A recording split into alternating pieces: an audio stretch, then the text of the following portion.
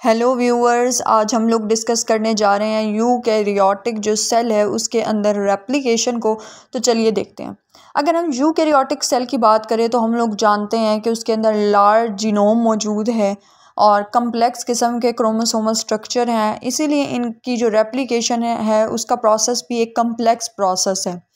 इसीलिए हमें उसके थोड़ा अंडरस्टैंड करना भी मुश्किल होता है। लेकिन इसको अंडरस्टैंड करने का तरीका क्या क्या है वो हम लोग देखते हैं। सबसे पहले तो ये है कि आप किसी किस्म का म्यूटेंट सेल ले लें, वो यीस्ट हो सकता है, वो किसी कोई एनिमल सेल होता है, उसे आइसोलेट कर लें। उसकी आइसोलेशन से आप फिर जो डिफेक्टिव जीन्स हैं वो स्टडी करें, जो कि रेप्लिकेशन की जो प्रोटीन्स हैं वो नहीं बना सकते। अब ऐसे सेल्स को स्टडी करने से आपको उसके मैकेनिज़्म के बारे में अंडरस्टैंडिंग होगी, क्योंकि जब भी कोई जीन डिफेक्टिव होता है तो एज अ रिज़ल्ट उसका कोई ना कोई जो रिस्पेक्टिव उसका फंक्शन होता है वो डिसरप्ट होता है, और इससे फिर हमें आइडिया होता है कि इस जीन का मेन फंक्शन क्या है, प्रोसेस क्या है। फिर दूसरा तरीका ये है कि हम स्ट्रक्चर मैकेनिज़्म जो रेप्लिकेशन प्रोटीन्स का है उसका एनालिसिस करें, और एनालिसिस हम उसका जो आर्चियल स्पीशीज़ हैं, मीन जो सबसे ओल्डेस्ट बैक्टीरियाज वगैरह हैं उनसे जो है, या प्रोकैरियोट्स हैं उनसे कंपैरिजन करते हुए इसकी स्टडी करें। जैसे हमें पता है प्रोकैरियोट्स के अंदर मल्टीपल ओरिजिन्स जो हैं वो मौजूद नहीं होते, एक सिंगल ओरिजिन होता है रेप्लिकेशन का। और लेकिन जो प्रोटीन्स होती हैं इनकी काफ़ी हद तक यूकैरियोट से मिलती जुलती होती हैं, लेकिन इनमें लेस कम्प्लेक्स होती हैं, तो कंपैरिजन से भी हम इसकी जो है वो स्टडी कर सकते हैं। और तीसरा तरीका ये है कि हम एक इन विट्रो सिस्टम जो है वो डेवलप करें, और चूँकि इन विट्रो सिस्टम से आप लोगों को सेलुलर एक्सट्रैक्ट्स मिल जाते हैं, मिक्सचर जो प्योरीफाइड प्रोटीन्स हैं उनके ज़रिए आप रेप्लिकेशन को स्टडी कर सकते हैं। अच्छा, यहाँ इन्होंने ना एक एग्जांपल दी है ज़ेनोपस की। ज़ेनोपस एक जो है एक्वाटिक फ्रॉग है, और इसका जो एग होता है उसके अंदर सारी प्रोटीन्स जो हैं वो सेल डिवीजन के लिए जो ज़रूरी होती हैं वो मौजूद होती हैं। तो इससे अगर हम एक्सट्रैक्ट ले रहे हैं तो उसके ज़रिए फिर माइटोटिक डिवीजन्स को, रेप्लिकेशंस ऑफ मेमेलियन न्यूक्लियाई हम इजीली स्टडी कर सकते हैं। तो ये एक सेल फ्री सिस्टम जो है वो बन जाता है। और अगर हम एंटीबॉडीज़ को यूज़ करें तो एक्सट्रैक्ट्स को डिप्लीट कर देती हैं। अब उसके रिज़ल्ट में क्या होता है, फिर आप उस इफ़ेक्टेड जो प्रोटीन है उसका रोल जो है वो स्टडी कर सकते हैं। अच्छा, अब हम देखेंगे कि यूकैरियोटिक जो सेल है उसके अंदर रेप्लिकेशन इनिशिएट कैसे होती है, स्टार्ट कैसे होती है, कैसा प्रोसेस जो है वो होता है तो रेप्लिकेशन शुरू होती है। हमें पता है कि अगर आप प्रोकैरियोट्स की बात करें तो उसके अंदर सिंगल स्मॉल जो सर्कुलर डीएनए है वो होता है, और जबकि यूकैरियोट्स के अंदर लीनियर जो है वो जीनोम है वो होता है। और अगर हम फिर प्रोकैरियोट्स की बात करूँ मैं, तो ओरिजिन जहाँ से रेप्लिकेशन शुरू होनी है वो सिर्फ एक ही होता है, जबकि यूकैरियोट्स के अंदर ढेर सारे ओरिजिन्स होते हैं, ढेर सारे पॉइंट्स होते हैं जहाँ से रेप्लिकेशन स्टार्ट जो है वो हो सकती है। अब यूकैरियोट्स का जो रेप्लिकेशन के लिए जो जीनोम है वो जीनोम बहुत बड़ा है, तो replication in the form of small portions होती है।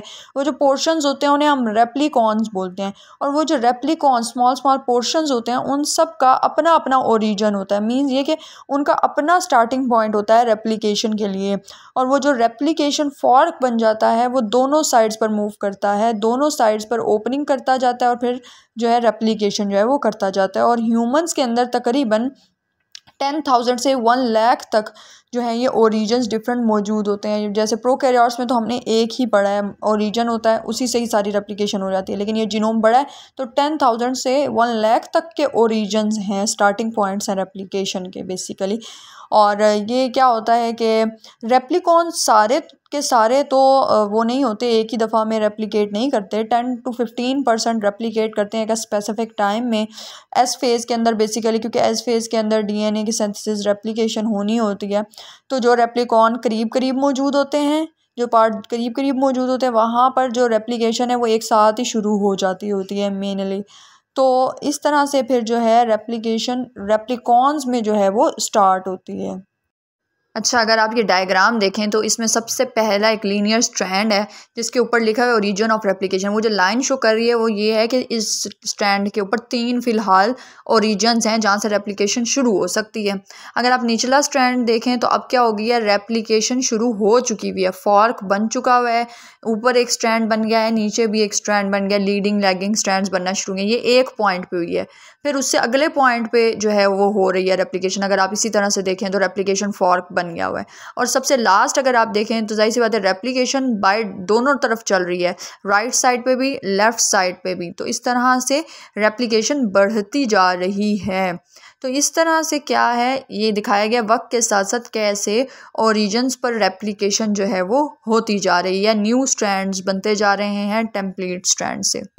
हम चूँकि पढ़ रहे हैं कि रेप्लिकेशन इनिशिएट जो है वो कैसे हो रही है, तो उसमें इस चीज़ का बड़ा रोल है कि रेप्लिकेशन की टाइमिंग क्या होगी।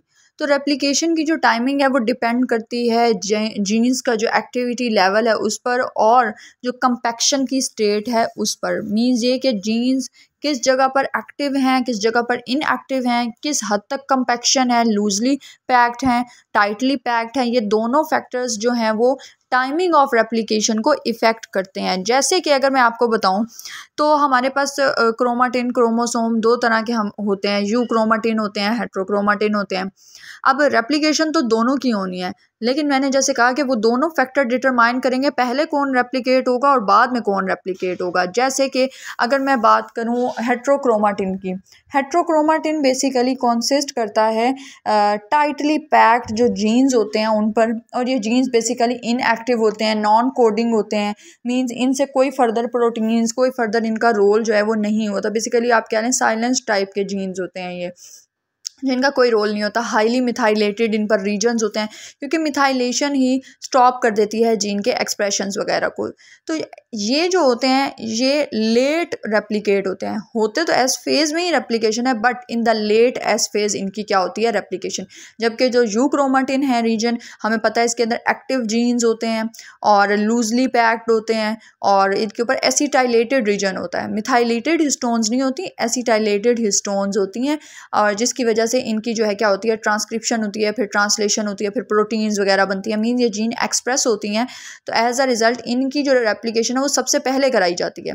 तो ये in the early age phase जो है वो रेप्लिकेट करते हैं। तो इस तरह से जीन एक्टिविटी के वो एक्सप्रेस होगी नहीं होगी, और कंपैक्शन लूजली के टाइटली, वो जो है इफेक्ट करती है रेप्लिकेशन की टाइमिंग को, जिस तरह मैंने बताया। अब ह्यूमन फीमेल के अंदर हमें पता है कि एक्स क्रोमोसोम 2 होते हैं, उनमें से एक हेट्रोक्रोमाटिन होता है और एक यू क्रोमाटिन होता है। हेट्रोक्रोमाटिन लेट एस फेज में रेप्लिकेट होता है और यू क्रोमाटिन अर्लियर जो है वो रेप्लिकेट हो जाता है। इसी तरह अगर हम बीटा ग्लोबिन की बात करें तो एस फेज़ के अंदर ये जल्दी रेप्लिकेट होता है अगर तो सेल है एरिथ्रॉइड। लेकिन अगर नॉन एरिथ्रॉइड सेल है तो उसके अंदर ये मेनली चूँकि साइलेंट होता है, एक्सप्रेस नहीं होता, तो वहाँ पर लेट रेप्लिकेशन होती है। इसकी मीन्स कि सेल्स जो एरिथ्रॉइड वाले हैं उनके अंदर जल्दी अर्ली फेज़ में इनकी रेप्लिकेशन होती है, क्योंकि ये इन्होंने एक्सप्रेस होना होता है। लेकिन चूँकि ये साइलेंट होते हैं नॉन एरिथ्रॉइड सेल्स में, तो वहाँ पर ये लेटली जो है इनकी रेप्लिकेशन होती है। एज अ मॉडल ऑर्गेनिज़म अगर हम यीस्ट को देखें तो यीस्ट के अंदर जो ओरिजिन ऑफ रेप्लिकेशन है, मींस जहाँ से रेप्लिकेशन स्टार्ट हो रही है, वहाँ पर एक ख़ास किस्म का सीक्वेंस मौजूद होता है। उस सीक्वेंस को हम कहते हैं ऑटोनॉमस रेप्लिकेटिंग सीक्वेंस। जाहिर सी बात है कि एक ख़ास सीक्वेंस से ही रेप्लिकेशन होती है और उसको हम ओरिजिन कहते हैं। यीस्ट के केस में ये है ARS, means autonomous replicating sequence. ये 11 बेस पेयर्स पर मुश्तमिल होता है और ये अटैच होता है बेसिकली जो हमारे पास एक मल्टी प्रोटीन कम्प्लेक्स है, मींस जो ओरिजिन रिकग्निशन जो कम्प्लेक्स है उसके साथ क्या हो जाता है, ये बेसिकली बाइंड हो जाता है। अब चूँकि यीस्ट के अंदर तो ये सीक्वेंस मौजूद है, लेकिन जो वर्टिब्रेट्स हैं उनके अंदर ये ख़ास किस्म का सीक्वेंस मौजूद नहीं होता ARS के, जिससे रेप्लिकेशन शुरू हो। लेकिन फिर भी DNA के पास रेप्लिकेशन को स्टार्ट करने के लिए ख़ास सीक्वेंसेस मौजूद जो है वो होते हैं, जहाँ से रेप्लिकेशन का जो आगाज़ है वो हो सके। अब कुछ सेल्स जिनका सेल साइकिल शॉर्ट होता है, जैसे कि एम्फीबियन के एम्ब्रियो वगैरह, उनके अंदर ढेर सारी साइट्स होती हैं जहाँ से रेप्लिकेशन शुरू होती है, तो जल्दी साइकिल्स जो हैं वो कंप्लीट हो जाते हैं बनिस्बत उनके जहाँ पर लॉन्गर किस्म के सेल साइकिल्स जो हैं वो मौजूद होते हैं। अब एक्चुअली किस जगह से रेप्लिकेशन होनी है, कौन ओरिजिन बनेगा, इसको डिटरमाइन कौन करता है। मींस कौन से ऐसे फैक्टर्स हैं जो ये बताएंगे कि ये इस जगह से ओरिजिन होगा रेप्लिकेशन का। तो कुछ एपिजेनिक फैक्टर्स होते हैं। एपिजेनेटिक फैक्टर्स का मतलब ये है कि ऐसे फैक्टर्स जो जीन्स के एक्सप्रेशन को इफ़ेक्ट तो करें लेकिन जो डीएनए का जीन का जो सीक्वेंस है उसको इफ़ेक्ट ना करें। ठीक हो गया, जो उनकी बेसिस हैं उनको इफ़ेक्ट ना करें, अलबत्ता ऐसे फैक्टर जो जीन के एक्सप्रेशन को इफ़ेक्ट लाजमी करें। अब इनमें कौन कौन से आ सकते हैं? पोजीशन ऑफ न्यूक्लियोसोम, न्यूक्लियोसोम किस जगह पर मौजूद है, किस हद तक कम्पैक्ट है। इसके अलावा हिस्टोन में क्या क्या मॉडिफिकेशन है, हिस्टोन मिथाइलेटेड है कि एसिटाइलेटेड है। इसके अलावा मिथाइलेशन डिग्री, सुपर कॉइलिंग वगैरह इफ़ेक्ट करते हैं मेनली।